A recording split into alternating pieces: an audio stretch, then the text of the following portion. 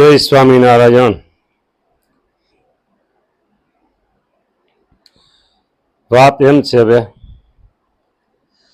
સારા ભગવદી સાથે જીવ બાંધવો એ સત્સંગમાં રહ્યાનો હેતુ છે. આપણે આગલી કથામાં આ જોયું. બરાબર. સત્સંગની અંદર કોઈ તમને સારા ભગવદીનો અર્થ અહીંયા આપ્યો નથી, પણ એનો અર્થ એવો કરીએ છીએ કે ભગવાનનું ભજન ભક્તિ કરનારા હોય, સારો હોય સમય એમનો, 24 કલાકનો સારો હોય સમય એનો ભગવાન સંબંધમાં જતો હોય ને ભગવાન પરાયણ જીવન જીવતા હોય, એને કહીએ છીએ ભગવદી. ત્યાર પછીની વાત હવે આવે છે. પ્રતિલોમ કરવામાં 4 વિઘ્ન છે. પ્રતિલોમ કરવામાં 4 વિઘ્ન છે. પ્રતિલોમનો અર્થ એવો થાય છે અંતર્વૃત્તિ, સ્વ સ્વરૂપમાં વૃત્તિ. પ્રતિલોમ એટલે પાછી વૃત્તિ. અનુલોમ અને પ્રતિલોમ 2 છે. હવે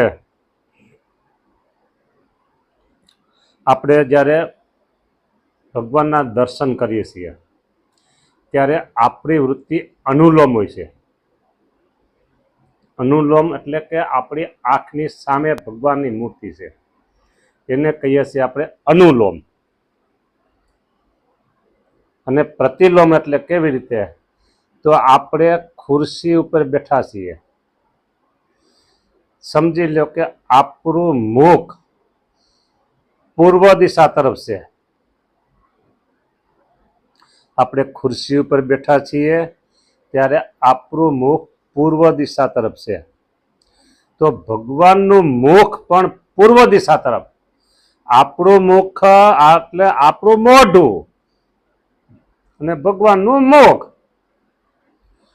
બરાબર. તો આપણું મુખ પૂર્વ તરફ છે, ખુરશી ઉપર બેઠા છીએ એટલે. તો ભગવાનનું મુખ પણ પૂર્વ તરફ.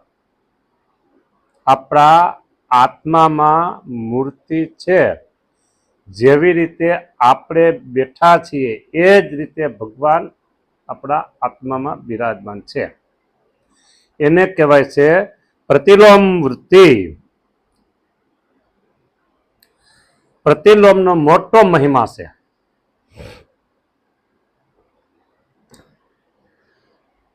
એની 4 વ્યક્તિ છે ને, વિઘ્ન છે ને, એ વિઘ્ન પછી આપણે કહેશું. પહેલા તો આટલો આ પ્રતિલોમ ને અનુલોમ સમજી લઈએ. જેટલું સેવકથી જેટલું સમજાવી શકાશે એટલું તમને સમજાવવા માટે પૂરો પ્રયાસ કરશે. દાવો નથી કે હું તમને સંપૂર્ણ સમજાવી શકું, પ્રયત્ન પૂરો કરીએ. જો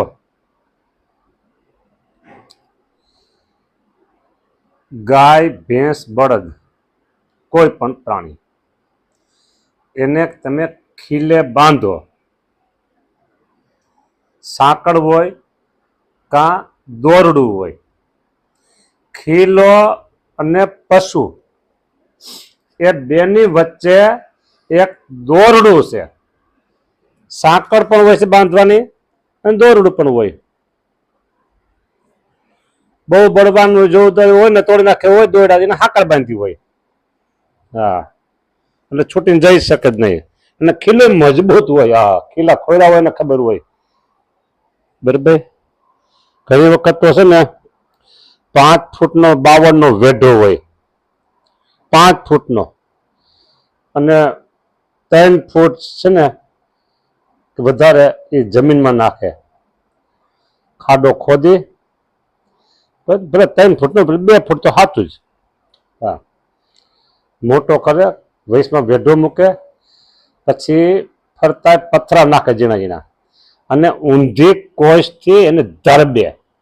માટી નાખે, પથરા નાખે, પાણી નાખે, વળી પથરા નાખે, પાણી નાખે, માટી નાખે, અને ઊંધી કોષ લઈને ગોઠણીયા વાળીને ધરબે.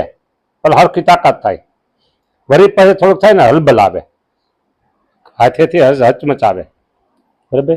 જો થોડો ઘણો હલે તો વળી પાછા હરખા કરીને પથરા નાખીને બળ કરી ઊંધી કોશ લઈ ને એવા ચારે બાજુ ધરબે ને પછી ભેંસનો બાપ આવે ને તો એ ખીલો નીકળે નહીં. સમજી ગયા? ભેંસ તો શું પણ ભેંસનો બાપ, હા પાડો એનો બાપ હોય ને તોય એ ખીલો નીકળે નહીં. એવો ખીલો એને સાંકળથી પછી ભેંસને ગળે બાંધે. બરાબર? હવે એ ખીલા વચ્ચે અને ભેંસ કે ગાય પશુ વચ્ચે સાંકળ દોરડું અંતર છે. એમ જ્યારે આપણે અનુલોમ મૂર્તિને ધારીએ ત્યારે આપણા વચ્ચે અને ભગવાન વચ્ચે એક અંતર રહે છે. એ અંતર રહે છે ને એટલે અંતર ડિસ્ટન્સ કે ને, હા ડિસ્ટન્સ એ કઈ એવું કે મને હજી શબ્દ પૂરો, કારણ કે આપણું અંગ્રેજી નથી ભેણો ને એટલે હા ડિસ્ટન્સ એટલે હવે સાચો શબ્દ મને કઈ ભૂલ હોય તો કે શીખડાવજો તમે, વાંધો નહીં કે સામે આમ કહેવાય લખીને મોકલજો, ગુજરાતી અને અંગ્રેજી બે. તમારે અંગ્રેજી શબ્દ ક્યારેક ક્યારેક શીખવાડવાનું છૂટી આવડતું હોય તો તમને પાછું. હા એટલે એ આપણા વચ્ચે અને ભગવાન વચ્ચે જે અંતર રહે છે, ડિસ્ટન્સ રહે છે, એને કહેવાય અનુલોમ વૃત્તિ. બરાબર? અને પ્રતિલોમ વૃત્તિ એટલે આપણે જે રીતે બેઠા છીએ એ રીતે આપણે આપણા આત્મામાં ભગવાનને ધારવા, એને કહેવાય પ્રતિલોમ વૃત્તિ. એટલે પ્રતિલોમ વૃત્તિમાં ભગવાન વચ્ચે આપણા વચ્ચે બિલકુલ ડિસ્ટન્સ રહેતું નથી, અંતર બિલકુલ રહેતું નથી. જો બરાબર? આને કહેવાય પ્રતિલોમ વૃત્તિ. પ્રતિલોમ વૃત્તિ હોય જેને આ હા હા હા હા એને 24 કલાક ડે એન્ડ નાઇટ 24 કલાક એને એમ જ રહે, એ ભગવાન તો મારી સાથે જ છે, ભગવાન તો મારી સાથે જ છે.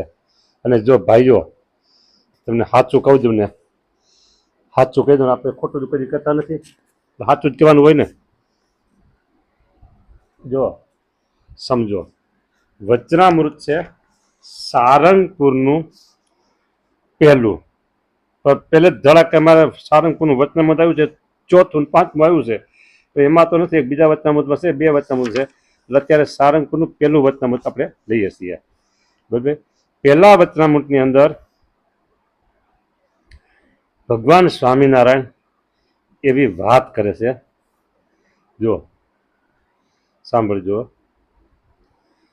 હું આત્મા છું અને જે પ્રત્યક્ષ ભગવાન મળ્યા છે એ પરમાત્મા છે. બરાબર? હવે આમાં ભગવાનના મહિમાની વાત આવે છે ને, એની અંદરથી આપણે એક શું કહેવાય એક ટુકડો લેવો છે. ગોલોક, વૈકુંઠ, શ્વેતદીપ તથા બ્રહ્મપુર તથા અનંત કોટી બ્રહ્માંડના પતિ, સાંભળજો, અનંત કોટી બ્રહ્માંડના પતિ જે બ્રહ્માદિક દેવ, અનંત કોટી બ્રહ્માંડના પતિ બ્રહ્માદિક દેવ એ સર્વેના સ્વામી જે શ્રી પુરુષોત્તમ ભગવાન તે મને પ્રત્યક્ષ મળ્યા છે. જોજો કેવા ભગવાન, હા હા હા હા હા, જોરદાર થી હતી, જોરદાર વાત છે. પણ હવે સમજાય ને તો ધડાકો બેસ લાગે એ વાત છે. જો અનંત કોટી બ્રહ્માંડના પતિ બ્રહ્માદિક દેવ એ સર્વેના સ્વામી, કોણ? જે પુરુષોત્તમ ભગવાન. આ બધાના સ્વામી પુરુષોત્તમ ભગવાન છે, તે મને પ્રત્યક્ષ મળ્યા છે. હા હા, પ્રત્યક્ષ મળ્યા છે. આજે વાંચો તો પ્રત્યક્ષ મળ્યા છે. હજારો વર્ષ પછી કોઈ આ વાત છે એને પ્રત્યક્ષ મળ્યા છે. આજથી 200 વર્ષ પહેલા, 150 વર્ષ પહેલા, પોણા 200 વર્ષ પહેલા જે કોઈ વાંચા કે સમજાતી દયા એની પ્રત્યક્ષ મળ્યા હતા. બરાબર? હજારો લાખો વર્ષ પછી આ વચનામૃત વંચાશે ને ત્યારે એમ કે તમને પ્રત્યક્ષ મળ્યા છે. આ હા હા હા, આમ લાંબી નજર કરીને આ હા હા હા ભવિષ્યનો એ આ પૃથ્વી ઉપર આ હા હા હા દિગંતમાં ડંકા વાગતા છો. સ્વામિનારાયણ સ્વામિનારાયણ સ્વામિનારાયણ. આપણી ભવિષ્યની પાછલી પેઢી ઉપર હું તો નજર કરું છું અને અત્યારે મને કહેવાની એક તક આવી છે ને, જો હવે ટૂંક સમયમાં જ ભગવાન સ્વામિનારાયણની ઈચ્છા અને ભગવાન સ્વામિનારાયણ કરતા બને અને હવે એક આત્યંતિક કલ્યાણનું કેન્દ્ર ચાલુ થશે. અત્યારે એના તરફ કોઈ વાતાવરણ હજી સર્જાયું નથી, પણ આ સેવકને દેખાય છે, અત્યારે નજરે દેખાય છે કે આ હા હા હા હા આત્યંતિક કલ્યાણનું એક જબરજસ્ત કેન્દ્ર સાકાર સ્વરૂપ ધારણ કરી રહ્યું છે એમ દેખાય છે. સમજાને? અને ત્યારે એ કેન્દ્રના મારફત સંપૂર્ણ ન હોય, 100% ન કરી, પણ અમુક અંશે એક કેન્દ્રનો એમાં ફાળો હોય છે કે દિગંતમાં દુનિયાના દેશોમાં સ્વામિનારાયણ સર્વોપરી ભગવાન છે. પડગમ વાગતા છે, પડગમો ડંકા વાગતા છે, ડંકાઓ સ્વામિનારાયણ સર્વોપરી, સ્વામિનારાયણ સર્વોપરી. હે હા હા હા હા, જુઓ તો ખરા. ગોલોક, વૈકુંઠ ને શ્વેતદીપ અને બ્રહ્મપુર તથા અનંત કોટી બ્રહ્માંડ, એના પતિ બ્રહ્માદિક દેવ, એ સર્વેના સ્વામી કોણ? આ બધાના સ્વામી કોણ? તો પુરુષોત્તમ ભગવાન. તે મને પ્રત્યક્ષ મળ્યા છે. આટલી વાત નથી, હજી અટકતી નથી, હજી ફિનિશ નથી, પૂરી નથી. સાંભળો, પ્રત્યક્ષ મળ્યા છે અને મારા આત્માને વિશે પણ અખંડ બિરાજમાન છે. અખંડ બિરાજમાન છે. અખંડ બિરાજમાન છે. આ વાત જો કેવી હતી, આ વાત કેવી હતી? આ વાત થઈ પ્રતિલોમની, બોલો. આ વાત થઈ પ્રતિલોમની, બોલો. કયો આ વાત થઈ પ્રતિલોમની. એટલે અહીંયા કે છે કે પ્રતિલોમ વૃત્તિ રાખવાથી ભગવાન વચ્ચે બિલકુલ અંતર રહેતું નથી. પણ હવે એ પ્રતિલોમ વૃત્તિ જે રાખીને એમાં વિઘ્ન 4 છે. કેટલા? 4 વિઘ્ન છે. એક તો સ્ત્રી, બીજું દ્રવ્ય, આ લોકની મોટાઈ અને ક્રિયા. હવે આની વિગતે વાત આપણે કરવી તો છે, પણ અત્યારે આમાં થઈ શકશે નહીં હો. છતાંય જેટલી થાય એટલે કહી દીધું. એક તો સ્ત્રી, બરાબર, એ પ્રતિલોમ વૃત્તિ કરવામાં વિઘ્નરૂપ બને છે. આ પ્રશ્ન ફક્ત વિશેષ કરીને ગ્રહસ્થાશ્રમો એને ડિસ્ટર્બ કરે છે. પછી દ્રવ્ય તો બેયને ડિસ્ટર્બ કર્યો, ત્યાગીને ગ્રહસ્થ બેયને. પછી આ લોકની મોટાઈ એ પણ બેયને હો, અને ક્રિયા એ બેયને હો. ઓહો, હવે આ લોકની જે મોટાઈ છે ને એની પાસે મારે થોડુંક બોલવું હોય તો બોલવામાં શું છે, કોઈ એમ લઈ લે કે અમારી ઉપર બોલે છે, અથવા કોઈ એમ લઈ લે કે આ લ્યો આનો નિષેધ કરે છે, એટલે એમાં પાછા પ્રશ્નો ઘણા ઊભા થાય. એટલે આપણે એમાં બોલવું નથી, બરાબર. પછી દ્રવ્યની બધાને જરૂર છે, દ્રવ્યની બધાને જરૂર છે. અત્યારે જે આપણે વાત કરીએ ને આત્યંતિક ક્રિયાનું કેન્દ્ર, જબરજસ્ત કેન્દ્ર સ્થાપન થવા જઈ રહ્યું છે ને, ત્યારે એ કે દ્રવ્ય વગર થવાનું છે. એટલે દ્રવ્યનો આપણે નિષેધ કરવો નથી. એ જો આપણું એક મગજ છે ને, મગજ એને કહેવાય કોન્સ્ટિટ્યુટ માઇન્ડ એમ કંઈક કહેવાય, એ પકડી લે ને તો દ્રવ્ય ન આવે. દ્રવ્ય વગર તો આપણે ગાડાનું પૈડું નથી ફરતું એમ કે. એટલે દ્રવ્યનો પણ આપણે નિષેધ કરવો નથી, પણ એમાં વિવેક પેલા રખાય કે દ્રવ્ય મને શું કહેવાય, ભગવાનના સાથે જોડાવામાં ડિસ્ટર્બ તો કરતું નથી ને, એ વિઘ્નરૂપ તો થતું નથી ને, એટલું જોવાય. અને ક્રિયારૂપ નહીં થવાનું, ક્રિયારૂપ નહીં થવાનું, ક્રિયા કરવાની પણ ક્રિયારૂપ નહીં થવાનું. ક્રિયા આત્માથી દેહથી અલગ થઈ અને આ બધી ક્રિયા કરવાની. હા, બરાબર. અને સંપૂર્ણ ક્રિયાના કરતા ભગવાન સ્વામિનારાયણ છે. એમ માની લેવાનું.